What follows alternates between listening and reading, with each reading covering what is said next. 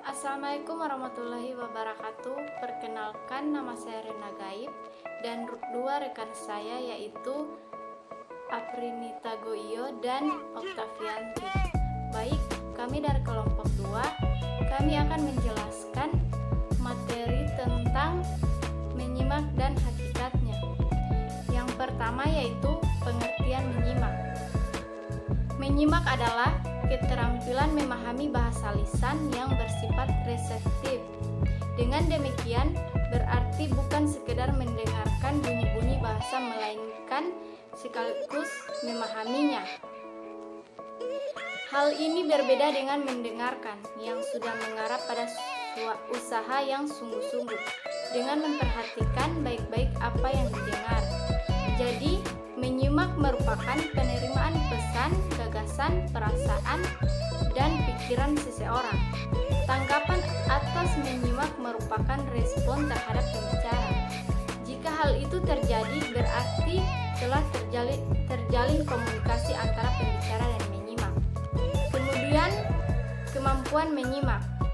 Menyimak tentu saja berbeda dengan istilah mendengarkan. Meskipun memiliki keterkaitan makna, yaitu sama-sama berhubungan dengan kegiatan mendengarkan. Namun sebelum penyimak sampai pada tahap pemahaman, penyimak harus menerima gelombang-gelombang suara. Kenyataan ini berarti membuktikan bahwa penyimak sebenarnya kegiatan yang aktif. Kemampuan menyimak merupakan kemampuan berbahasa yang bersifat represif pada waktu proses pembelajaran. Kemampuan ini jelas mendominasi aktivitas siswa dibanding kemampuan lainnya, termasuk kemampuan berbicara. Kemampuan menyimak memiliki indikator sebagai berikut.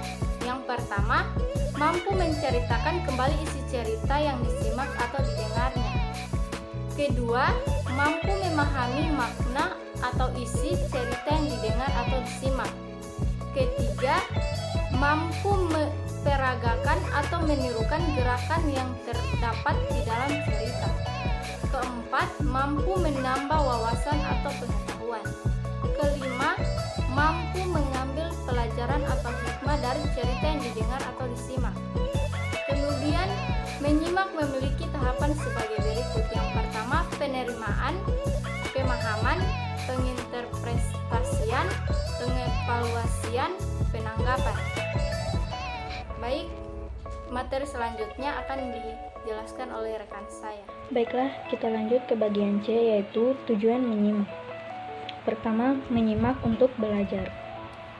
Orang yang menyimak dengan tujuan utama agar dia dapat memperoleh pengetahuan dari bahan ujaran pembicara. Kedua, menyimak untuk menikmati keindahan audial. Orang yang menyimak dengan penekanan pada penikmatan terhadap sesuatu dari materi yang diujarkan atau yang diperdengarkan. Ketiga, menyimak untuk mengevaluasi. Orang menyimak dengan maksud agar dia dapat menilai sesuatu yang dia simak. Kelima, menyimak untuk mengkomunikasi ide-idenya sendiri. Orang menyimak dengan maksud agar dia dapat mengkomunikasikan ide-ide, gagasan-gagasan ataupun perasaan-perasaan kepada orang lain dengan lancar dan tepat. Keenam, menyimak untuk membedakan bunyi-bunyi. Orang menyimak dengan maksud dan tujuan agar dia dapat membedakan bunyi-bunyi dengan tepat. Mana bunyi yang membedakan arti dan mana bunyi yang tidak membedakan arti.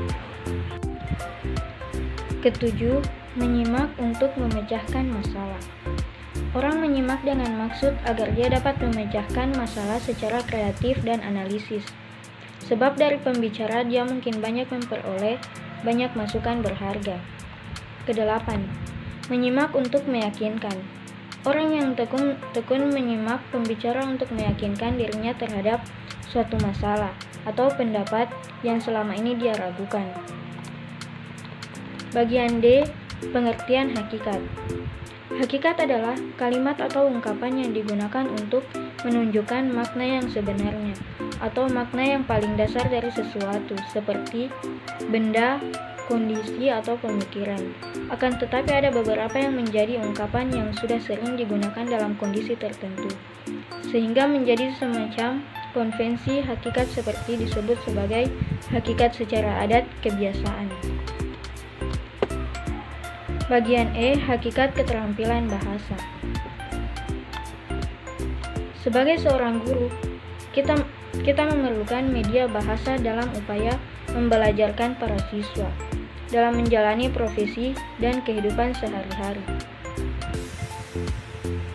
Dalam berbagai kegiatan seperti rapat guru, di kelas, dan di dalam berbagai kesempatan, kita perlu mendengarkan pembicaraan guru lain, para siswa, relasi, dan orang-orang yang berinteraksi dengan kita. Tentu saja pada konteks tertentu, kita perlu pula menyampaikan pikiran, perasaan, fakta, atau hal lainnya melalui berbicara. Jadi, jelas sekali bahwa kita perlu memiliki keterampilan berbahasa yang memadai dalam beraktivitas sebagai guru dan sebagai anggota masyarakat, agar memperoleh pemahaman mengenai hakikat keterampilan berbahasa. Dengan demikian, setelah mempelajari modul ini,